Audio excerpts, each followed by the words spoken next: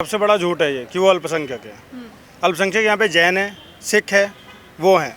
मुसलमान ये झूठ फैला रहे हैं। आदमी को मारा जाता है अमित शर्मा को, जब वो महिलाओं से बात करने जाता है उनकी, और उसको बुलाकर धोखे से पीट दिया जाता है। वो आईसीयू में 6 दिन भर्ती होता है। मेरे दोस्त की बुआ का लड़का था वो। मोहल्ला किसी का भी हो, सड़क सरकार की होती है। मोहल्ला किसी का भी हो, सड़क सरकार की होती है और बुलडोजर सरकार का रोड पर ही आएगा। और 2 मंजिल से बेगम ने पत्थर बरसाए, मामा ने बेगम की छत हटा दी। मैं ये कह रहा हूँ, आप कह रहे हैं कि नमाज लाउड स्पीकर बजने से दिक्कत है, तो पहले नमाज बनी या लाउड स्पीकर बनी, ये वो उसी जवाब देगा। लाउड स्पीकर बनने से पहले अजान नहीं होती थी क्या? नमस्कार, मैं हूं रिया और आप देख रहे हैं दराज धर्म। अभी इस वक्त हम लोग मौजूद हैं सीपी के हनुमान मंदिर के एकदम सामने, जहां पर आप देख रहे हैं कि सियासत इस समय हिंदू और मुस्लिम को लेकर बहुत ज़्यादा उछाल में देखने को मिल रही है। जहां पर एक विवाद बना हुआ है कि हनुमान चालीसा वर्सेस अजान, यानी कि जो मस्जिद है उसके ऊपर से लाउड स्पीकरों को हटा देना चाहिए। उसका कारण राज ठाकरे ये बता रहे हैं क्योंकि उसकी वजह से शोर फैलता है। तो जो कारण उन्होंने बताया, क्या हिंदू समुदाय के लोग भी उसके समर्थन में है या नहीं, वो जानने की कोशिश करते हैं। सर, शुरुआत करते हैं आपसे। क्या नाम है आपका? रवि गुप्ता। रवि जी, ये बताइए, जो लाउड स्पीकर को लेकर मामला चल रहा है कि मस्जिदों से लाउड स्पीकर हटाना चाहिए, कितने समर्थन में हैं आप? पूरे समर्थन में है। जहाँ तक बात कर रहे हैं आप लाउड स्पीकर की, कोई धर्म नहीं कहता कि आप लाउड स्पीकर पे किसी तरीके की अजान पढ़ के या अपने धर्म की बात करके और लोगों के निजी जीवन में दखल अंदाजी करें। तो बिल्कुल हिंदू एक तरफा एक समर्थन में है कि लाउड स्पीकर इस तरीके से हम बिल्कुल दिल्ली में नहीं बजने देंगे। दिल्ली की बात करने हैं और देश में जो बवाल मचा हुआ है पूरे, जिस प्रकार से मेरे तरीके से दिल्ली में हम लोग यहाँ के योद्धा इन कार्य को संभाल रहे हैं, उसी तरीके से पूरे हिंदुस्तान में हर तरीके से हर हिंदू सनातनी इस काम को संभालने का काम करेगा। जी। अच्छा, मंदिरों में आरती और अर्चना होती है, उसको भी लोग सुनते हैं, जो भक्त होते हैं, जो धर्म के लोग मानते हैं। वैसी मस्जिदों में भी अजानें चलती हैं, तो उसमें गलत क्या है अगर लाउड स्पीकर में बजाया जा रहा है? देखिए, मंदिर और मस्जिद में जो फ़र्क है, आप देख रहे हैं कि एक दिन में 5 टाइम की अजान बजना, किसी भी समय पे किसी भी तरीके से बजाना, और एक किसी खास मौके पे मंदिरों में इस तरीके की आरती होना। और वो जब आरती होती है तो इस तरीके के लाउड स्पीकरों में इतनी पूरे तरीके से शोर के साथ इस तरीके की आरती नहीं की जाती। और अगर किसी लोगों को लगता है कि ये ठीक है, तो फिर इसमें कुछ गलत नहीं है कि अगर हम उसी तरीके से सड़कों पे उतर के उन्हीं लाउड स्पीकरों को बजाकर अगर हम हनुमान चालीसा का पाठ करते हैं, तो उसमें दूसरे समुदाय को कोई दिक्कत होनी नहीं चाहिए। तो यहाँ पर टक्कर वाली बात कहाँ से आ जाती है? क्योंकि कह रहे हैं कि अगर 5 बार नमाज पढ़ेंगे तो 5ही बार हनुमान चालीसा भी पढ़ी जाएगी। नहीं, इसमें कोई टक्कर जैसी कोई चीज़ ही नहीं है। हम अपने अधिकार की बात कर रहे हैं, हम अपने धर्म की बात कर रहे हैं, वो अपना धर्म निभा रहे हैं, हम अपना धर्म निभाने की बात कर रहे हैं। तो इसमें कोई टक्कर जैसी बात नहीं है। इसमें किसी को गलत लेने की जरूरत नहीं है, इसमें किसी को परेशानी होनी भी नहीं चाहिए। जी। अच्छा, मुस्लिम समुदाय के जो लोग हैं वो ये कह रहे हैं कि हम अल्पसंख्यक हैं, इसी वजह से अब हमारे धर्म को लेकर आघात पहुँचाया जा रहा है। राजनेता जो हैं वो अपनी रणनीति चल रहे हैं। सबसे बड़ा झूठ है ये कि वो अल्पसंख्यक है। अल्पसंख्यक यहाँ पे जैन है, सिख है, वो हैं। मुसलमान ये झूठ फैला रहे हैं, फरेब फैला रहे हैं। अपनी मस्जिदों पे, अपने घरों में पहले से हथियार इकट्ठा करते हैं, हिंदुओं को टारगेट करते हैं, हमारी शोभा यात्राओं पे पत्थर मारते हैं, हमारे बच्चों को मारते हैं। और आप चाहे दिल्ली दंगा देख लो, चाहे करौली का देख लो, चाहे खरगोन का देख लो, या उससे पहले मुजफ्फरनगर देख लो। और अक्सर मैंने मुसलमानों को एक बात कहते हुए सुना है, इसको ज़रूर दिखाना, कि जब भी होता है गोधरा कांड, गोधरा कांड, गोधरा कांड। अभी पीछे सलमान निजामी की मैंने बखिया उधेड़ी थी इसी बात पे, कि वो बोलता है गोधरा कांड पे भी फिल्म बननी चाहिए। मैंने बोला कि वो जो 57 लोगों को जिंदा जलाया गया था, उस पर क्यों नहीं बोलते हो आप लोग? उस पर कोई किसी भी मुसलमान से आप कभी भी सवाल करना, वो चुप हो जाएगा। आधे से ज़्यादा मुसलमानों को पता ही नहीं कि एक्चुअल गोधरा कांड में हुआ क्या था।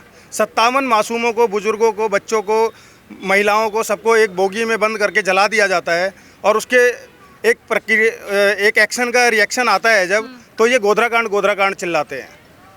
और वहीं जब सेम कांग्रेसी भी इस चीज़ को बड़ा मुद्दा उठाते हैं। और जब इंदिरा गांधी जी की डेथ होती है तो राजीव गांधी उनके ये कहते हैं कि जब बड़ा पेड़ गिरता है तो उसका फल देखना पड़ता है। लेकिन यहाँ पे जब हिंदुओं के साथ आता है तो कांग्रेस ने 70 सालों से हिंदुओं के साथ में नाइंसाफ़ी करी। मुल्ला मुलायम, अखिलेश वगैरह, तो इनकी क्या ही कहना। और एक हमारे दिल्ली में धूर्त बैठ गया है केजरीवाल, जिसे नमाज की टोपी पहनने से वो नहीं होती। मस्जिदों में मौलानाओं को पैसे देने से फ़र्क नहीं पड़ता है, लेकिन मंदिरों के नाम पे उसको वो होता है। वो ध्रुव त्यागी के घर नहीं जाता है, वो डॉक्टर नारंग के घर नहीं जाता, वो रिंकू शर्मा के घर नहीं जाता, लेकिन अखलाक को 1 करोड़ रुपए देता है वो। अच्छा, आप खरगोन की बात आप कर रहे थे कि खरगोन में जैसे शोभा यात्रा निकाली जा रही थी हमारी, जब हिंदू धर्म की, तो उन पे पत्थरबाजी की जा रही थी। लेकिन असरुद्दीन ओवैसी भी कह रहे हैं, और साथ में आपने अच्छा नाम लिया, असरुद्दीन। हाँ, असरुद्दीन जो ओवैसी हैं वो ये कह रहे हैं कि पुष्टि नहीं हो पाई है, मुस्लिम समुदाय को टारगेट कर रहे हैं। देखो, हमारे देश के ये जो मिलॉर्ड है ना, कोर्टों में बैठे हुए हैं, हो सकता है मेरे ऊपर केस हो जाए, लेकिन ये मिलॉर्ड ना सच में वो कानून की आंखों पे जो पट्टी बंधी हुई है, वो क्या मैं न्यूज़ चैनल पे बोल नहीं सकता हूँ, अपनी भावनाएं व्यक्त नहीं कर सकता। वो कहता है हम 100 करोड़ हैं, हम 25 करोड़ हैं, तुम 100 करोड़ 15 मिनट के लिए पुलिस हटा लो, और वो बाइज्जत बरी हो जाता है। तो इस देश में न्याय मिलेगा कहाँ से? और आप मुझे बता दो कि किसी हिंदू को न्याय मिल गया अभी तक? क्या डीसीपी लेवल के आदमी को मारा जाता है, अमित शर्मा को, जब वो महिलाओं से बात करने जाता है उनकी, और उसको बुलाकर धोखे से पीट दिया जाता है। वो आईसीयू में 6 दिन भर्ती होता है। मेरे दोस्त की बुआ का लड़का था वो, हम लोगों ने वो पेन झेला है।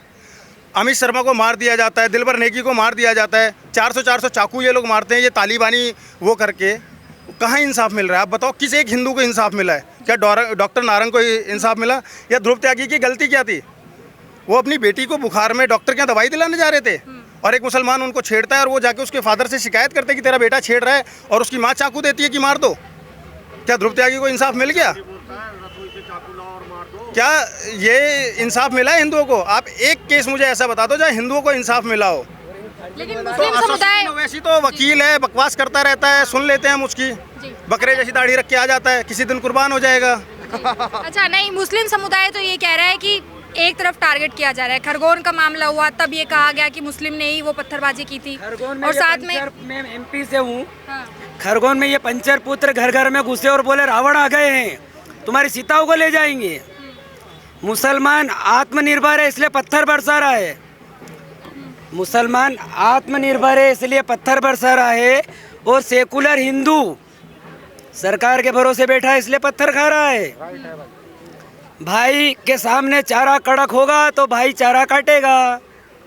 मैं हिंदू, मैं राजपूत, मैं बनिया, उनमें ऐसा नहीं है। बुलडोजर तो चलाया गया ना वहाँ पर, तो कैसे लग रहा है कि चलेगा। इंसाफ नहीं मिल रहा? मोहल्ला किसी का भी हो, सड़क सरकार की होती है। मोहल्ला किसी का भी हो, सड़क सरकार की होती है, और बुलडोजर सरकार का रोड पर ही आएगा। और 2 मंजिल से बेगम ने पत्थर बरसा है, मामा ने बेगम की छत हटा दी। इसको बोलते हैं न्याय। अभी बरी हो गए ओवैसी साहब, क्योंकि ये 1860 का मेघालय का काला कानून है। 1860 की क्रांति को दबाने के लिए बनाया गया था। 1861 में जो पुलिस एक्ट बनाया गया था वो हमारे हित का नहीं है, तभी तो पुलिस वाले लाठियाँ खा रहे हैं। आज़ादी के बाद 33,000 पुलिस कर्मियों ने शहादत दी है, उनका परिवार नहीं है। वो तो मोदी जी आए तो अब सशक्त हुई है हमारी सेना।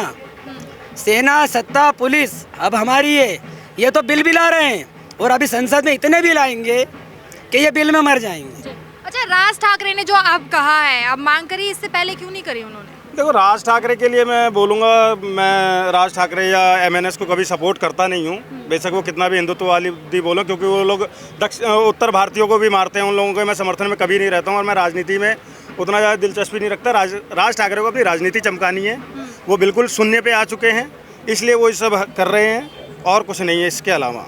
अगर हिंदू जागरण कोई कर रहा है, सच में कोई कर रहा है, तो आज हिंदू शेर कपिल मिश्रा कर रहे हैं, और हिंदुओं को कहीं ना कहीं फाइनेंशियली वो कर रहे हैं। चाहे रिंकू शर्मा के वहाँ पे होता है, चाहे जो ब्राह्मण करौली में मारे जाते हैं उनको सपोर्ट देना होता है, या दिलबर नेगी के पूरे परिवार को उन्होंने अपने से जैसे अपनाया, रक्षाबंधन उनकी सिस्टर के साथ मनाते हैं। ये सारी चीज़ें अगर आज कोई कर रहा है, डंके की चोट पे कर रहा है, तो वो नेता नहीं, वो एक हिंदू, एक ब्राह्मण का पुत्र कपिल मिश्रा कर रहा है। अच्छा, लाउड स्पीकर से अगर आवाज़ आती है, अजान या नमाज जब पढ़ी जाती है, तो क्या लगता है कि शोर पहुँच रहा है लोगों तक? मैं एक ही बात इन हिंदुओं को बोलना चाहता हूँ, ये रोज़ बोलते हैं गंगा जमुनी तहजीब है। आप मेरी छोटी बहन हो तो मेरी फीलिंग्स को आप मानोगी ना। ये तो ये बोलते हैं हरामजादे कि हम गाय काट के खाएंगे, तुम बर्दाश्त करो, तब गंगा जमुनी तहजीब है। क्यों? उसको हमारी फीलिंग नहीं है, कहाँ से भाई है? वो तो कह रहे हैं कि हम स्वागत करेंगे, नहीं, उनका कहना है भाई है, हो ही नहीं सकते। इनका इतिहास है मैडम, ये 1450 साल से इन लोगों ने खून किया है, पूरी दुनिया का, आगे भी पिएंगे। बात खत्म। लेकिन जब हमने पूछा उन लोगों से तो उन्होंने कहा कि हम तो स्वागत करेंगे, अगर आप 5 बार मस्जिद के आगे बैठकर हनुमान चालीसा पढ़ते हैं तो पानी पिलाया जाएगा हिंदुओं को। हम इंतजार में हैं। एक बात बताओ ना, आप हो अपने घर में, मैं हूँ, मैं अपने लड़के को लड़ाई होगी ना, सबसे पहले अंदर करूँगा उसको, और ये सबसे पहले बाहर करेंगे। हम कहाँ से मुकाबला करेंगे? आप बताओ ना। तब अभी हम लड़ने को तो छोड़ो, हम बोलने के लिए दिक्कत में है कि बोल देंगे तो यार मेरा पड़ोसी क्या बोलेगा, ये भाई क्या बोलेगा, वो भाई क्या बोलेगा। तो सरकार तो आप कह रहे हैं ना कि जब से सरकार बनी है भाजपा की, तब से आज़ाद हो गए। 7 साल में ही तो दिख रहा है ना। आप व्हाट्सएप देखो, कहीं देखो, हमारे इतने मंदिर हैं जिनकी वास्तुकला, आर्किटेक्ट दुनिया में कोई सानी नहीं है जब कोई मशीन नहीं थी, लेकिन हमारे को क्या दिखाया गया, एक ताजमहल, एक अकबर का मकबरा, एक हुमायूं का मकबरा, ठीक है, एक लाल किला, 5 चीज़। हिंदुस्तान की पहचान क्या 5 चीज़ से है? मानती हो आप? और कुछ है ही नहीं, आगे पीछे कुछ नहीं है।